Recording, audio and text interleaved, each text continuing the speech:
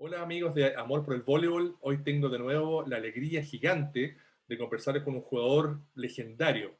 Yo le decía fuera de cámara que he tenido la suerte y la tremenda oportunidad de conversar con varios jugadores de Brasil y mujeres también, pero me estaba faltando uno, me estaba faltando el capitán de esa selección maravillosa que todos vimos y admiramos y queríamos jugar como ellos, y me refiero a William Carvalho da Silva. ¿Cómo estás, William? Mucho gusto. Olá, Alfredo. Prazer, estou muito bem. Muito prazer em falar com vocês. Estou aqui à disposição para poder contar um pouquinho da minha história. Tem muito a ver aí na América do Sul, principalmente com o Chile. Estou aqui à sua disposição. Fantástico. Oye, William, cuéntame, ¿cómo comenzaste tú a jugar voleibol? ¿Y dónde y por qué jugaste voleibol? Bem, eu comecei a jogar voleibol na escola, né? Apesar de não gostar muito de voleibol no início, gostava, como todo garoto, de jogar futebol, Claro. mas nas aulas de educação física, o professor dava treinos de voleibol. As aulas eram voleibol. Ujú. Nós éramos obrigados a fazer voleibol. E eu não gostava muito, eu queria saber de jogar bola, queria jogar futebol, futebol, futebol. Mas, ao mesmo tempo, eu tinha um pouquinho de jeito, eu tinha um bom toque, né? Ele falou que eu aprendi rapidinho a dar manchete e fui selecionado para a seleção da escola, jogar pela escola, Ujú. o campeonato colegial de São Paulo. Ok. E assim foi iniciando. Eu consegui me destacar e um treinador do clube de regatas Tietê, que é um clube que hoje nem existe mais, é um clube que foi muito famoso aqui no Brasil, onde jogava a tenista Marister Bueno, e eu fui selecionado para ir para esse clube, para jogar. E também fui mais para poder ser sócio, para poder frequentar o clube. Ujú. Jogava futebol e na hora que tinha que treinar vôlei eu ia para lá. Mas aí era muito bacana porque jogava meninos e meninas treinavam juntos, né? Assim. Então a gente mais naquela fase de meninos e meninos tal. E aí comecei a me destacar. Aí começou a jogar o campeonato menores, né? Júniores que chama aqui, campeonato Mirim, que é do campeonato do Estado de São Paulo, que é o campeonato paulista. Sí. E eu fui me destacando, fui jogando bem, até que um treinador do Infanto me convocou para a seleção do Campeonato Paulista, seleção paulista, que disputa o campeonato. Não tem mais esse campeonato, antigamente tinha, que disputava um campeonato brasileiro aqui dentro do Brasil. Sí. E fui me destacando. Logo, né, no segundo, terceiro ano, já fui convocado para a seleção maior, para a seleção juvenil, seleção Ok. brasileira, que De disputava Brasil. o Campeonato Sul-Americano. Ujú. E aí fui indo, né? Fui me destacando, graças a Deus. E até hoje não parei mais, isso há mais de 50 Sí, anos. maravilloso. Oye, William, ¿y siempre fuiste armador o jugaste también de atacante o siempre de armador? Não, antigamente, as categorias de base, a maioria das categorias menores, jogavam no sistema 4-4-2. Sí. Dois levantadores que atacavam. Ujú. E desde que eu comecei a jogar no Campeonato Juvenil, que eu vim aqui para Santo André, jogávamos em 4-2. Eu e José Roberto Guimarães, que hoje é o técnico da Sí. seleção brasileira, Fantástico. nosso maior tricampeão olímpico. Sí. Nós jogávamos sempre nesse sistema 4-2. No começo, eu não gostava muito de ser levantador, eu gostava de ser atacante. Ujú. Mas baixo, né? Não tem como você se destacar a nível mundial sendo... E aí, logo né, que começou a ver ao mundo, né, principalmente as seleções japonesas que jogavam no esquema de 5-1, Sí. o Brasil começou a adotar também esse sistema de 5-1. Perfecto. E Mira, aí os treinadores começaram a optar por um levantador só, e eu fui me destacando e fui embora. sí, mira, a mí siempre me ha llamado mucho la atención, y con mis amigos, mi hermano también, que es un gran armador, que fue un gran armador, que tú jugabas de una forma muy especial. El pase podía venir lejos, tú corrías, levantabas desde el suelo una rápida a Bernard, a Renan, y todos decíamos, pero ¿cómo? Y tenía una forma muy bonita de jugar, muy ágil, en el fútbol se dice el juego bonito, era un voleibol muy lindo que jugó tu selección. Y tú participaste, bueno, en 4 Juegos Olímpicos, en Montreal, en Moscú, en Los Ángeles y en Seúl. ¿Cómo fue para ti esa evolución de jugar con la selección brasilera, que no eran los mejores, a pronto estar jugando siempre por una medalla? ¿Cómo fue para ti en lo personal y en lo deportivo, ese camino deportivo? Bom, eu acho que aquela seleção nossa, que aqui no Brasil nós chamamos de geração de prata, aquela seleção, eu tive a felicidade de ter jogadores muito rápidos. Bernard, Renan, Montanaro, Xandó, eram jogadores que eu podia jogar com muita velocidade. Sim. E o Brasil, só por ser uma seleção muito baixa, nós, toda a América do Sul, a gente nem chegava perto dos europeus em termos de estatura. Nós tínhamos que ter... E eu tinha essa facilidade muito grande de poder fazer com esses jogadores o que eu quisesse. Né? Então, a solução que nós encontramos na época era jogar com muita velocidade para poder enfrentar os europeus e começamos, né, a se destacar em atacar de segunda linha, né, de atacar do fundo da quadra. Como eu digo, eram jogadores fantásticos, que eu podia fazer o que eu quisesse com ele. Por isso também me facilitaram muito para que eu pudesse jogar com essa velocidade que você citou aí. Eu tinha uma facilidade muito grande em termos de deslocamento para poder levantar bolas de velocidade, mas eles me ajudaram muito. É verdade, uno ve hoy día, gracias a YouTube, a la tecnología, ve los partidos y ve partidos increíbles, rapidísimos, como tú dices. Además que uno ve un voleibol muy distinto al de hoy, porque, por ejemplo, Xandó podía pegar rápido, 3 metros, una alta. No había, a diferencia de otros equipos, donde había jugadores que solamente pegaban rápida. Tu equipo tenía esa versatilidad y por eso, bueno, llegaron a donde estaban, a jugar medallas y campeonatos. Fue muy bonito. Y yo también pude hablar, por ejemplo, con Bernard, con Brunoro, y me contaron ese trabajo que hicieron de reinventar el voleibol, de trabajar mucho, de entrenar mucho, de hacer un mix entre el voleibol japonés, el europeo, y crear una escuela brasilera. Verdade. Cuéntame un poco cómo fue para ti esa época de aprendizaje y crecimiento. Eu acho que o Brasil ele só começou a se destacar quando ele criou a sua própria identidade. Nós aqui, não só nós no Brasil, no Chile, na Argentina, nós copiávamos muito o que acontecia no mundo. O Japão está jogando dessa maneira, vamos tentar fazer assim. Na Rússia se faz assim. O brasileiro, como nós na América do Sul, somos muito versáteis. Né? E aquela minha geração era uma geração que a gente chamava que todos os jogadores poderiam fazer qualquer tipo de bola, como você citou, alta, bola chutada, bola rápida. Todos esses jogadores eram universais, eles faziam qualquer tipo de coisa.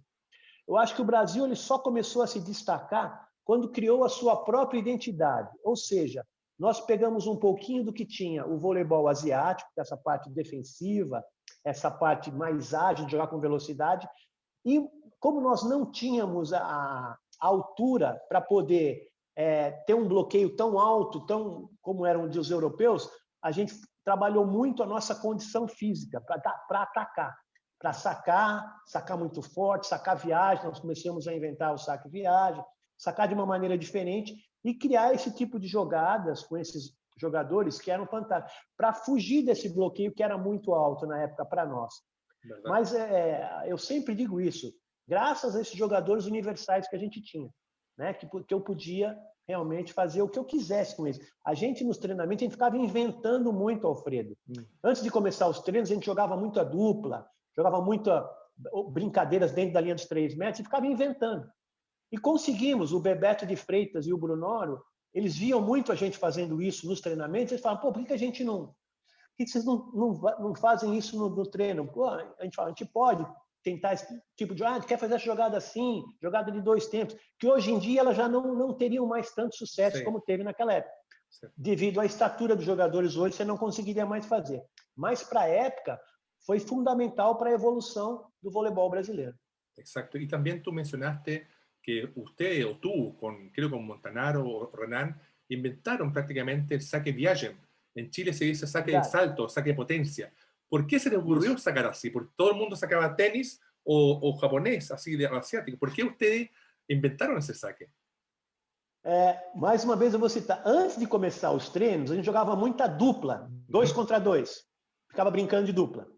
E aí nós começamos para tentar fazer o ponto direto, a saltar lá de trás e dar essa batuta em saque.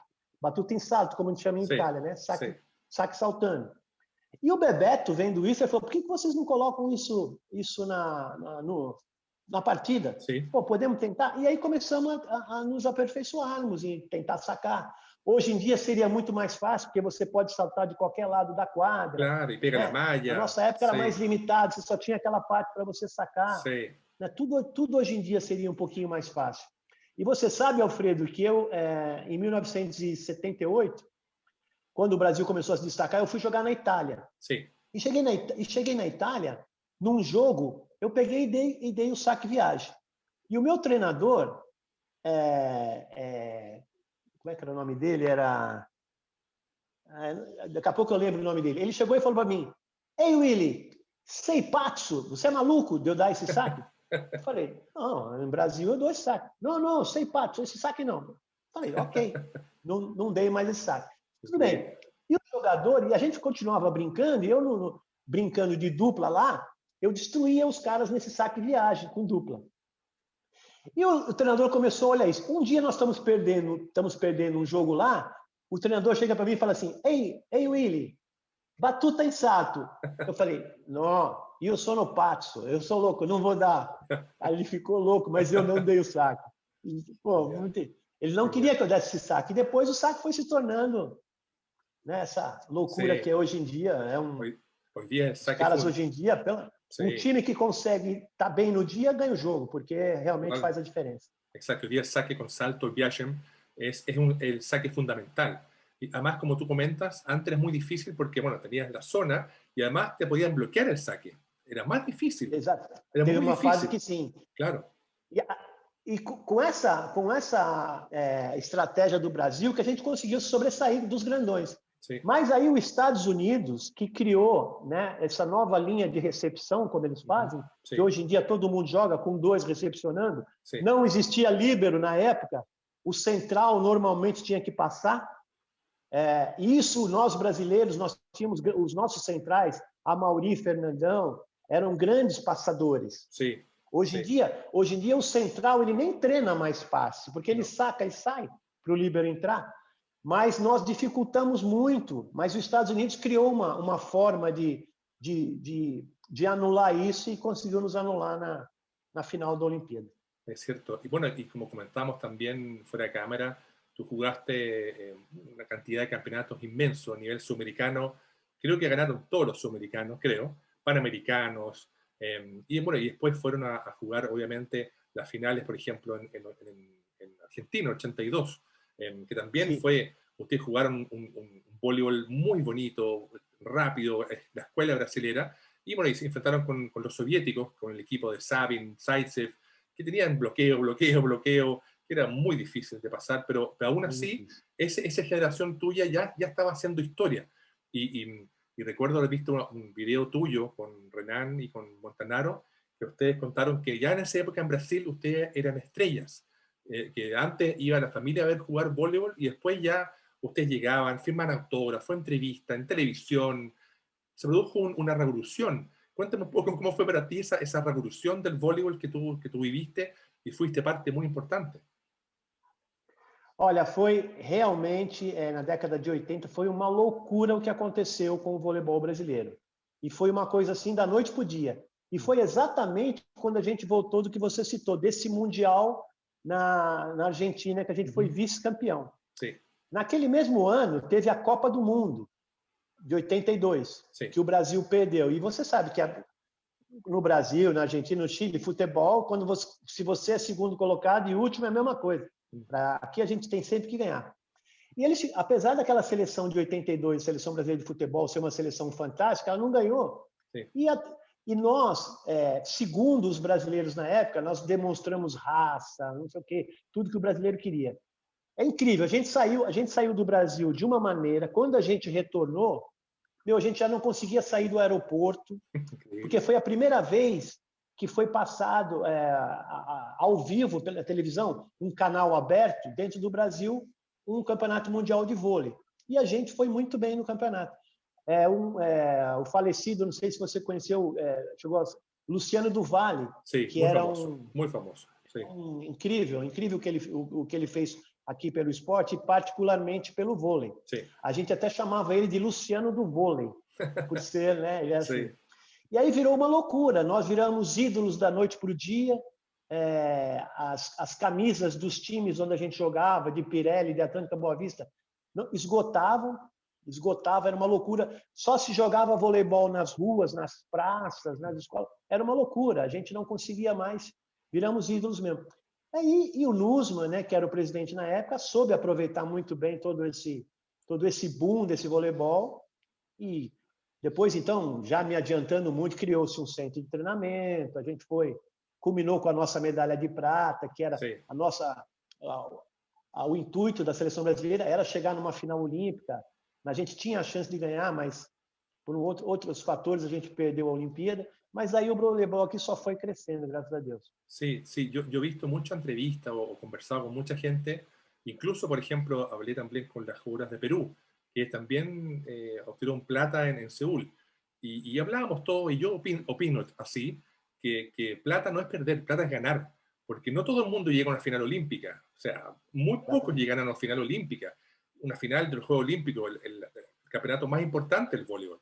Y lo que ustedes hicieron, llegar a esa final, la final mundial, la final olímpica, creó, como dices tú, una locura en Brasil. Y que, bueno, hoy día y después tuvo su fruto, con la medalla olímpica, hombres, mujeres, con toda la locura y el amor que hay en Brasil por el voleibol.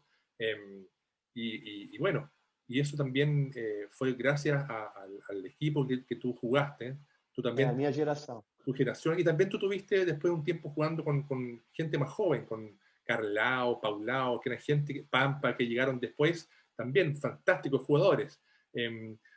Y cuéntame un poco, William, por favor, ¿cómo fue para ti, como experiencia también, el jugar tanto Juego Olímpico? Por jugar 4 Juegos Olímpicos debe ser increíble, porque muy distinto, desde Montreal, Moscú, después de Los Ángeles y Seúl. ¿Cómo fue para ti, en lo personal, jugar lo más alto y con los mejores del mundo? Eu nunca poderia sonhar que eu poderia ter jogado. Quando eu comecei lá, nem imaginava que eu podia chegar à seleção brasileira, quanto mais disputar uma Olimpíada e quanto mais disputar 4 Jogos Olímpicos. E 2 deles como capitão da seleção.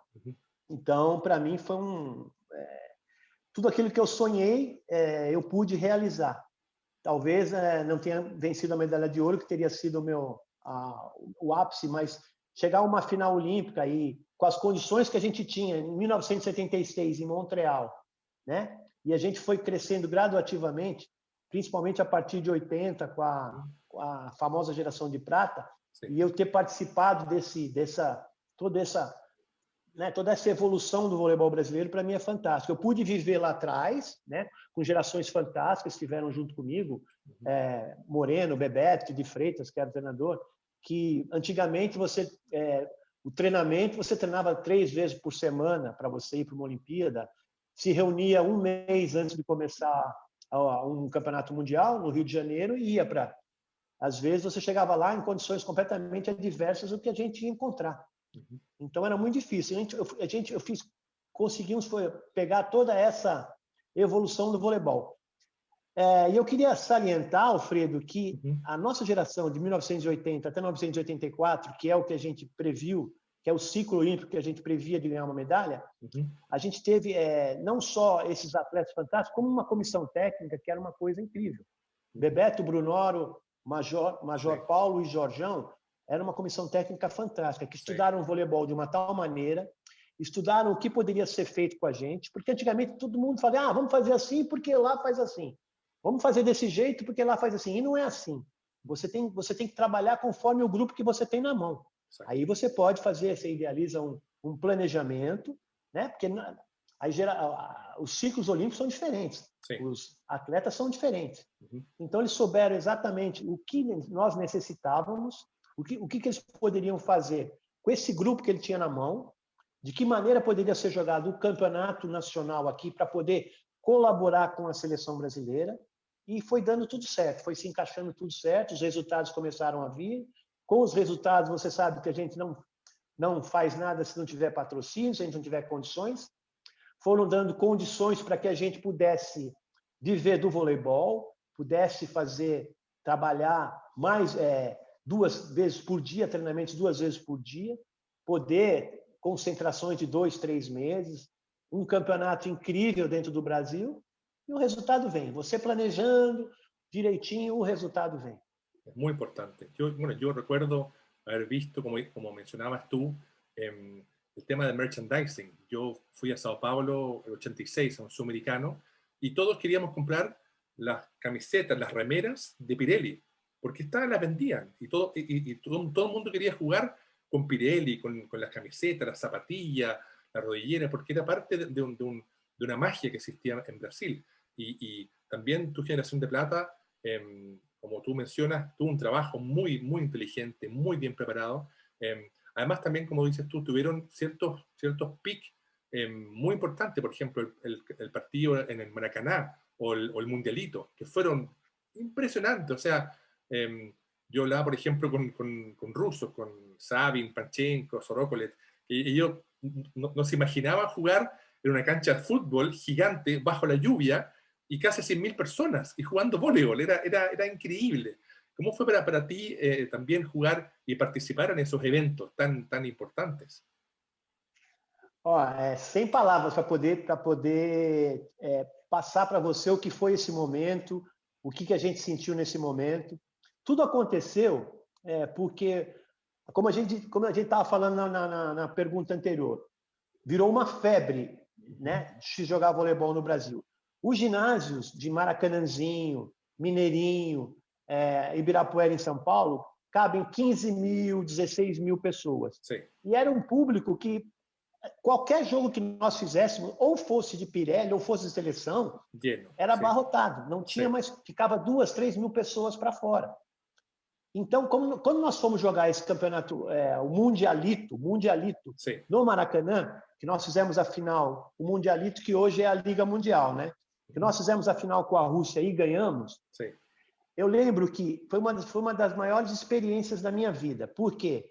O Maracanãzinho, se eu não me engano, cabia 18.000 pessoas, 16.000 pessoas, uma coisa assim. E tinha muita gente para fora. Se fosse 15.000, acho que eles colocaram 16.000 lá dentro. Então, não tinha condições de ter o jogo.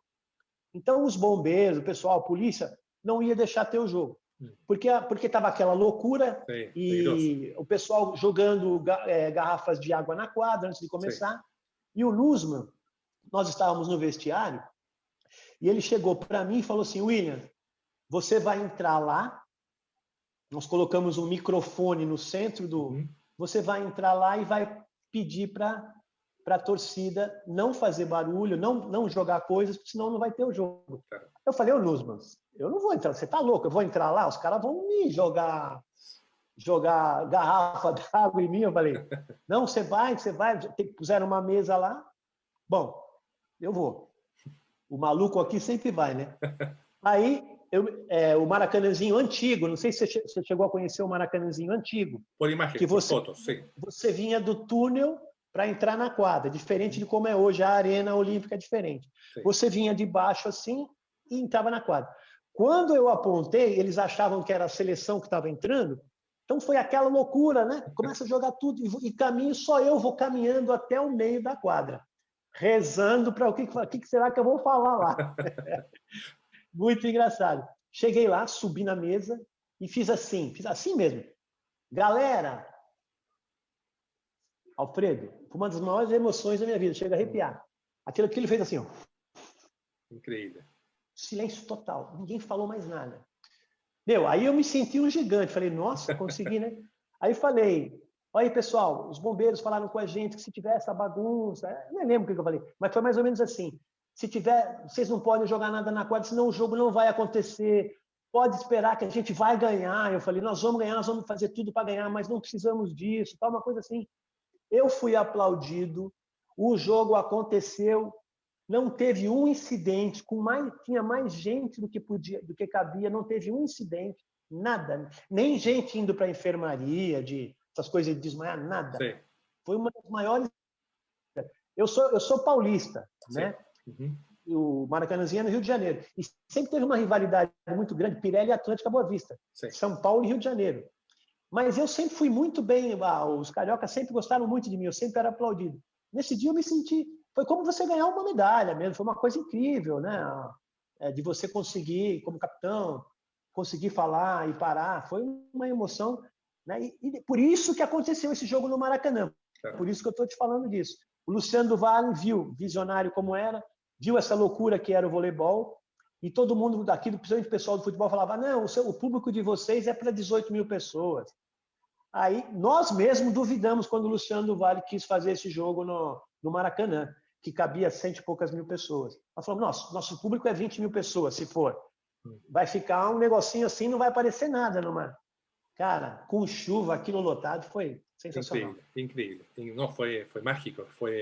Y ver también Está no imágenes. livro dos recordes, né? Sí, de Croquenis. Además también fue muy emocionante para uno como deportista ver que cuando empezó a llover, ustedes ponían la alfombra, se sacaban las zapatillas para jugar por el respeto al público. Fue muy, muy bonito. Fue realmente, para mí, algo que marcó la historia. Totalmente. E os russos também enxugando a quadra, todo mundo ajoelhado. Não sei se você tem essa imagem. Sim. Todo mundo. Meu, porque era muita gente que estava lá que não. Porque aquilo, tecnicamente, o jogo foi fraco. Tecnicamente, né? Um jogo de Brasil e Rússia. E tecnicamente nós levamos vantagens. Porque nós é praia, jogar em local aberto, nós estávamos muito mais acostumados do que os russos. Então, tecnicamente. A gente sabia que a gente ia ganhar porque eles não tinham essa ginga brasileira de jogar. Né? Tecnicamente, a gente não jogou com muita velocidade, as bolas eram mais a manha de largar essas coisas que o brasileiro tem. O sul-americano, em geral, tem. Exactamente, exactamente. Oye, William, y cuéntame, yo no sé en qué año empezó, pero tú fuiste también editor de una revista de voleibol, la revista Saque, que yo, cuando fui a Brasil, pude comprarme una revista que era muy entretenida porque mezclaba voleibol, recetas deportivas, cómics, entrevistas, y tengo un amigo brasileño que vive en Portugal que tiene todas guardadas, tiene toda la revista Saque. Y una revista muy bonita. Cuéntame, ¿cómo se produjo esa idea de hacer esa revista? ¿Y por qué no sigue? Na verdade, fui eu e Montanaro, né, com a Cartaz Editorial, que era uma editora que tinha aqui no Brasil, que tivemos essa ideia. A gente queria fazer, não era uma revista, na época a gente queria fazer um jornalzinho, alguma coisa que pudesse falar de voleibol, pudesse contar um pouquinho das histórias. Na época a gente queria mais contar os bastidores. Depois a ideia foi crescendo, mesmo antes de sair a ideia foi crescendo, por que não vamos fazer assim? Aí já vai ficando uma coisa gigante demais. Resolvemos fazer uma revista, só que para você fazer a revista ela era mensal. É muito complicado de você fazer uma revista. Mas ela foi um sucesso incrível. Ela só parou porque eu e o Montanaro tivemos um desentendimento, que foi coisa de Pirelli, a gente foi obrigado a parar a revista. Foi uma pena, foi uma pena. Mas aí, depois ela passou a ser uma revista, porque a gente falou, para uma revista ter sucesso, a gente precisava ter uma parte técnica que ela tinha depoimento, o Brunor, depoimentos de cada revista tinha treinadores, depoimentos, tinha a história do mês, dos jogos, a história técnica dos jogos, e tinha que ter aquela coisa para o adolescente, os ídolos, tinha que ter Renan, que era bonito, as meninas que eram bonitas, tinha que ter essas coisas, essa meia fantasia para você vender revista, né? E tinha no final, não sei se vocês lembram, tinha uma história fantástica, que nós éramos super-heróis. Eu e o Montanaro, nós éramos dois super-heróis. Então, sempre tinha uma história que na época era contada por eram os editores tinha uma revista muito famosa aqui antigamente, são editores do Pasquim. São editores, como é que se diz? Jornalistas políticos, como é que fala? Humorísticos, né? Sim. Então, e sempre era contada uma história do que estava acontecendo. Então, era novela, alguma coisa com a novela da época, alguma coisa com... nós tínhamos também uma entrevista dentro da revista que era sempre com uma outra personalidade que não era do voleibol. Então, nós tivemos Ayrton Senna, Rita Lee, Maguila, vários Paralamas de Sucesso, que eram uma banda de rock. Então, a gente tinha sempre essas coisas dentro da revista, que essas coisas que faz também você vender a revista. Então, era uma coisa... Era muito bem bolado. Foi uma pena ela ter parado, porque ela tinha estourado ainda mais, porque a gente se tornou campeão olímpico, a gente se tornou a potência que foi o segundo esporte do país, poderia ter sido um sucesso maior ainda. ¿Y no has pensado en reeditarla, sacarla hoy día, un Saque 2.0? A lo mejor sería interesante, porque Saque piensa que gente en Chile se acuerda de la revista Saque, me imagino en Brasil. Verdade. A lo mejor sería interesante, porque además hoy día tendría que ser digital. porque el papel es más difícil, pero sería interesante porque fue un legado, fue algo muy, muy mas bonito. hoje em dia, Alfredo, a TV vai sumir, vai ficar só essa digital, internet. Aqui no Brasil, hoje em dia, o campeonato da Superliga, ele tem 50% é a TV que faz, Sí, mas todos os jogos, e 50% é feito na internet. sí, Né? fantástico. Hoje Oye, não tem, o futuro sí, tá maravilloso. Oye, tudo William, digital. cuéntame un poco, bueno, jugaste en selecciones, jugaste en Pirelli muchos años, en clubes en Italia, te pudimos ver jugar por Pirelli en Chile, en un sudamericano de clubes campeones, creo que contra Bradesco o Fiat, no me acuerdo bien qué final. Y después de ser un jugador activo tantos años, ¿qué hiciste después? ¿Te dedicaste a ser entrenador? ¿O qué pasó después de jugar activamente? Eu parei de jogar com 38 anos, depois voltei com 42 só para ajudar a Pirelli a se classificar para a Superliga. Eu já tinha parado, voltei só por 6 meses para poder classificar. E fui ser treinador. Okay. O primeiro ano eu fui ser treinador. Começou a tocar o telefone aqui. Desculpa. Não te preocupes. Comecei a ser treinador. Eu fui ser treinador do juvenil da Pirelli e auxiliar técnico do Jorjão, que era o treinador do adulto da Pirelli. Em seguida, a Pirelli acabou, infelizmente, a Pirelli acabou com todas as suas... Depois de anos acabou, e aí eu fui ser treinador de feminino. Eu fui até o ano passado treinador de feminino. Agora eu parei, né? Eu também aposentei, mas parei de ser treinador. Depois ficou muito difícil. Aqui eu sou de Santo André, eu fui no São Bernardo, ficou muito difícil você conseguir patrocinadores. Esses últimos 2 anos aqui foi muito difícil para as equipes menores. Então, só que agora eu tenho um projeto que é a TCW7, que está aqui, que eu trabalho com voleibol master. A gente tem treinamentos, a gente tem aperfeiçoamentos e tem torneios, né? Devido à pandemia, os ginásios aqui estão parados, a gente teve que dar essa parada, já estamos aí há 3 meses parados, mas vamos ver aí como é que vai ficar agora com essa... Eu acho que até um pouquinho antes da vacina a gente deve retornar, mas é um projeto de muito sucesso. Eu trabalho só com voleibol master, e é muito bacana, Alfredo, porque normalmente são pessoas que hoje em dia adoram fazer esporte, me viram jogar, é uma loucura para ir nos meus treinamentos. A molecada nova que quer começar vai mais para aperfeiçoamento, então a gente tem turmas para isso também. E eu faço torneios master, 35 mais, 40 mais, 45 mais, que é um sucesso também. Ele é todo feito. Aí é que entra o Nel, que é o meu sócio, que ele tem uma experiência muito grande em televisão, tem uma experiência muito grande com toda essa tecnologia de hoje, que eu sou zero, é ele que faz tudo isso aí. A gente faz todos os nossos jogos, os nossos torneios, eles são passados pela internet, todo mundo tem a chance de ver. Tem os meus patrocinadores que estão comigo o tempo todo, que são sensacionais. Y yo no quiero otra vida, está ótimo. Bueno, yo te comento que en Chile, pese a que es un país muy chiquitito, deportivo, también hay mucho campeonato máster, senior, sobre 35, 40. É o que mais cresce, Alfredo, é o que mais cresce. Sí, bueno, yo jugué cuando joven y también juego máster desde hace muchos años con mi equipo de colegio. Y jugamos, y como dices tú, es muy entretenido jugar hoy día a esta edad, pasado los 50, los 40, porque uno vibra el voleibol de otra forma. Es distinto. Bueno, claramente uno está más viejo, más gordo, uno no salta como cree que saltaba, tirarse al suelo es muy difícil, pero el espíritu que hay, la magia del voleibol, o espírito é o mesmo, o espírito vencedor. E o bacana, né, Alfredo, é depois a confraternização, que é diferente, né? Você, todo mundo junto depois, tomar uma cervejinha, se juntar, falar. Isso é sensacional. Es fantástico porque uno, por lo menos mis amigos de la infancia, del colegio, son los mismos que jugamos ahora.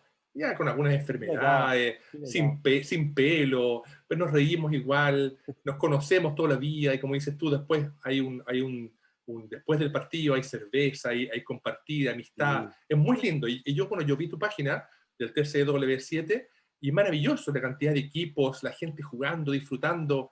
Yo encuentro que ese camino es muy potente porque hay a nivel mundial muchos campeonatos. Yo he visto mundiales, máster en Italia, campeonatos, por ejemplo, se hacen en Estados Unidos con cientos de canchas. Portugal. En Portugal, es increíble.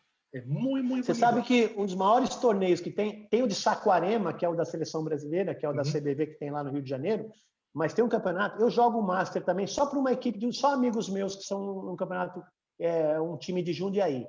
E é um torneio que é feito em Santos, não sei se você já ouviu falar, são 1.800 equipes. 1.800. Desculpa, 1.800 atletas. São 240 equipes. Maravilhoso. Entre feminino e masculino. Vem equipe de Chile, vem equipe da Colômbia, vem equipe da Argentina. É incrível. Desde 35 até tem time lá de 70 a mais. Coisa mais bonitinha que tem que ver. 70 a mais. Aquele voleibol que é praticamente quase que não tem um ataque, mas é muito, muito gostoso de ver. Sensacional. Es el espíritu. Yo quiero con mi equipo poder participar. Hay que ver cosas. La gente viaja, el trabajo, la familia, difícil, pero las ganas de jugar voleibol siempre están ahí, porque el voleibol es muy lindo. Oye, William, bueno, hablamos de tus tiempos, selección, de clubes, la revista Saque. ¿Cómo es para ti, como persona, también ver que Brasil, el voleibol creció tanto? Fueron campeones olímpicos, campeones mundiales, Copa del Mundo, hombres y mujeres, en playa, en beach voleibol también. ¿Cómo lo ves tú? Que partiste en una época muy distinta, donde había voleibol, pero no a nivel de hoy día. Hoy día el voleibol en Brasil es una locura y de muy alto nivel. ¿Cómo lo ves tú también? Y también ver a algunos ex compañeros como Renan, Bernardinho, que llegaron a lo más alto también de entrenadores con la selección, por ejemplo. ¿Cómo lo ves tú también en lo personal? Olha, é um orgulho muito grande de a gente ver todas essas pessoas que eu conheço desde mirinzinho e ver aonde nós conseguimos chegar e onde eles particularmente chegaram. E chegaram por mérito próprio, porque são muito bons. Zé Roberto e Bernardinho, para mim, são os dois maiores treinadores do mundo. Vou puxar a sardinha, não é porque a gente vê o dia a dia deles, a gente vê o trabalho. Zé Roberto faz um trabalho fantástico hoje com categorias de base. Zé Roberto tem a chance de trabalhar quase que em qualquer equipe Fenerbahçe, qualquer equipe com mais potencial. Ele resolveu fazer, ele tem um centro de treinamento e ele está treinando uma equipe que é só garotada. E tá dando trabalho para muita gente, que é a equipe de Barueri, não sei se você conhece, que ele tem aqui. Bernardo também nem se fala, né? O currículo do Bernardo, ganhou tudo que poderia. São dois treinadores que ganharam. Você ser tricampeão olímpico, você ser bicampeão olímpico, várias ligas mundiais, vários campeonatos mundiais. Nós tivemos muito sucesso na nossa base. Agora nós estamos aí muito preocupados, porque já faz alguns anos que a gente não vem ganhando na base. Sim. Né? A gente está ficando em quinto, sexto, isso nos preocupa bastante.